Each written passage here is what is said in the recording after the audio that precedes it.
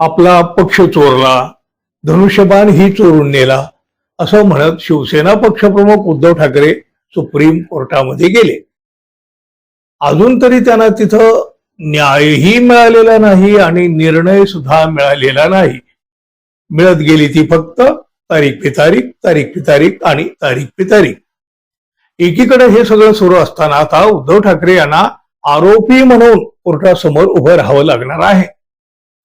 उद्धव ठाकरे यांना एका जुन्या म्हणजे 2009 मधल्या प्रकरणामध्ये कल्याणच्या न्यायालयानं समन्स बजावलेलं आहे. कल्याण लोकसभा निवडणुकीच्या वेळी राष्ट्रवादी काँग्रेसचे उमेदवार दिवंगत वसंत डावखरे यांच्या विरोधामध्ये एक वादग्रस्त व्हिडिओ दाखवून बदनामी केल्याचा या आरोपाचं हे प्रकरण आहे.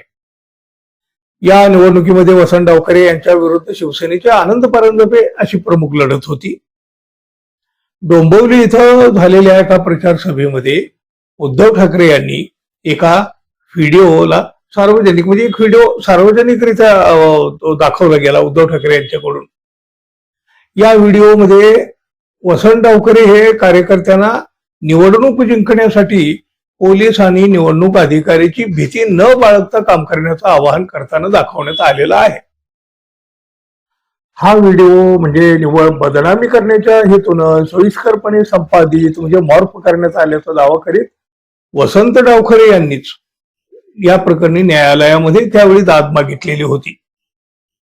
या प्रकरणी उद्धव ठाकरे यांच्यासह एकनाथ शिंदे, आनंद परांजपे आणि रमाकांत देवळेकर यांच्या विरोधामध्ये खटला दाखल करण्यात आलेला होता.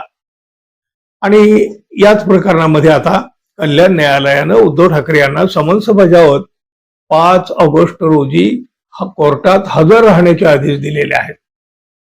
या खटल्यातील मुख्य तक्रारदार वसंत डावखरे यांचं तर आधीच निधन झालेलं आहे.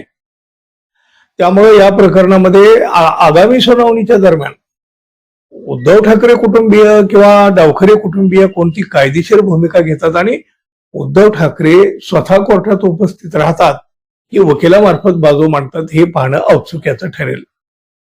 गेल्या काही वर्षापासून जाहीर सभामधून लाव रे तो व्हिडिओ असं म्हणत अनेक नेत्यांचे व्हिडिओ सार्वजनिकरित्या दाखवले जातात, पण हा विषय न्यायालयापर्यंत जात नाही.